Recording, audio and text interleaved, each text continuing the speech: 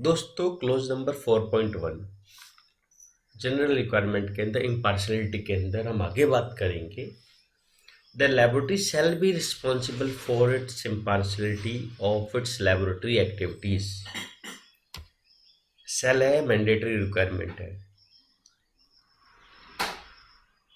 The laboratory shall be responsible for its impartiality of its activity. जो भी lab में activity हो रही है, लैब को वो सारी की सारी निष्पक्ष रूप से करानी है और इसके लिए पूर्ण रूप से लेबोरेटरी जिम्मेदार है।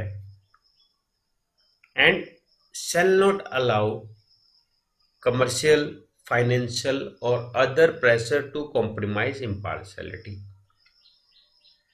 लेबोरेटरी को कोई भी कमर्शियल प्रेशर, फाइनेंशियल प्रेशर और अदर प्रेशर आने नहीं देना है। इसका मतलब क्या हुआ?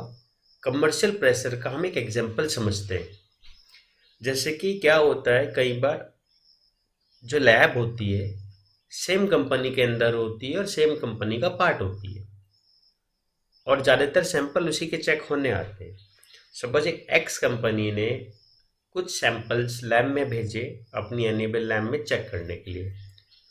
वहाँ उसको कुछ क्या कहते हैं बेसिकली फॉल्ट मिला या कुछ भी मिला, तो उस पर प्रेशर रहता है कि भाई अगर ये सैंपल मैंने पास नहीं किया तो हमें कंपनी को टेंडर नहीं मिलेगा या इसके बेसिस पे कोई ऑर्डर मिलना है। तो इस तरीके का कोई भी प्रेशर जो रहता है वो कमर्शियल प्रेशर का पार्ट है। दूसरा प्रेशर होता है फाइनेंशियल प्रेशर। फाइनेंशियल प्रेशर में का एक जो बेस्ट एग्जांपल है टारगेट बेस्ड जॉब। सपोज एक दिन में हम 3 ही प्रोडक्ट की टेस्टिंग कर सकते हैं, लेकिन हमने क्या किया, हमने उसे बोला कि भाई आपको जितने सैंपल आप टेस्ट करोगे उतनी आपको पैसे मिलेंगे। तो ये पूरी चांसेस है इस चीज़ में कि वो पार्शियल हो जाए। तो ये दूसरा प्रेशर है। अदर प्रेशर का एग्जांपल है भाई किसी भी बंदे को जॉब ठहर देना, जैसे मैंने बोला वैसे कर दो वरना तुम्हें जॉब से बाहर निकाल देंगे। इस तरीके के प्रेशर को बोलते हैं फाइनेंशियल प्रेशर। तो लेबोरेटरी की ये पूर्ण रूप की जिम्मेदारी है कि जितनी भी एक्टिविटीज उसके पास हो रही हैं वो निष्पक्ष रूप से हो और किसी भी तरीका कोई भी प्रेशर किसी भी वर्कमैन के पास नहीं आना चाहिए। अब बात करते हैं clause number 4.1.4। The laboratory shall identify risk to its impartiality and ongoing basis. Laboratory को जितने भी रिस्क है इम्पार्शियलिटी को लेके वो ऑनगोइंग बेसिस का मतलब है रेगुलर बेसिस पे उनको आइडेंटिफाई करे। इसके मैं आपको 2-3 एग्जांपल देता हूँ कि कैसे रिस्क हो सकते हैं। ठीक है, एक एग्जांपल लेते हैं। भाई मेरे दोस्त ने कोई सैंपल भेजा लैब में और मेरे को बोला आप रिपोर्ट इशू कर दो, तो मैंने अपने दोस्त के फेवर में रिपोर्ट इशू कर दी। इस तरीके का रिस्क पर्सनल रिस्क हो गया ये। दूसरा रिस्क, कई लैब क्या मोबाइल होती हैं, कई लैब परमानेंट होती है। मोबाइल लैब में क्या होना होता है, अपने को साइट पे जाना होता है, सैंपल को चेक करना होता है, उसके बाद रिपोर्ट को इशू करना होता है।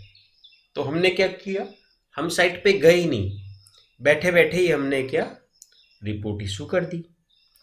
तो ये 2 एग्जांपल मैंने आपको बताए। तो इसके बाद हम आगे बढ़ते हैं। This shall include those risk that arise from its activity and from its relationship. जो मैंने आपको फर्स्ट बताया, रिलेशनशिप दोस्तों के साथ या पर्सनल के साथ और रिलेशनशिप फ्रॉम इट्स पर्सनल, ये उसका एक एग्जांपल है। However such relationship does not necessary present a laboratory with a risk to impartiality. ऐसी कोई भी रिलेशनशिप से लैबोरेटरी को कोई रिस्क नहीं होना चाहिए। ठीक है, एक एग्जांपल और बता देता हूं आपको रिस्क कैसे हो सकता है। जैसे कि आपका कोई सैंपल आया, उसकी नेम प्लेट पे कुछ मार्किंग करी हुई थी, आपने चेक किया कि भाई उसमें कोई मार्किंग मिस है। आपने कस्टमर को फ़ोन किया और कस्टमर ने आपको बोला भाई मैं आपको थोड़े से पैसे दे दूंगा, आप उसमें मार्कर से वो सिंबल बना दो और मेरे सैंपल को पास कर दो। ये भी एक रिस्क है। तो ये 3 रिस्क के एग्जाम्पल तो मैंने दिए हैं आपको। इस तरीके से आप और भी रिस्क आइडेंटिफाई कर सकते हैं।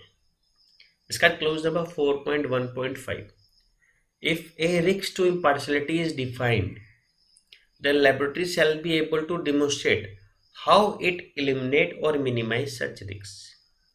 अगर लेबोरेटरी को जो भी रिस्क मिलते हैं उसे सबसे पहले उन्हें डॉक्यूमेंट करना है और उन्हें डिमोन्स्ट्रेट करना है कि हम उसे किस तरीके से मिनिमाइज करने वाले हैं।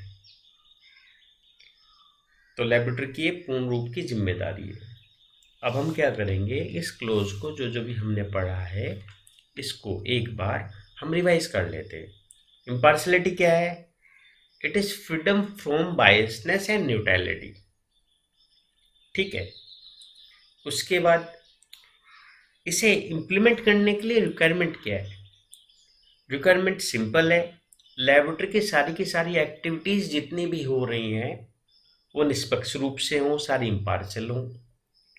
लेबोरेटरी को सारी को स्ट्रक्चर रूप में होना चाहिए और इसे मैनेज करना चाहिए, सेफगार्ड करना चाहिए इम्पार्शलिटी को।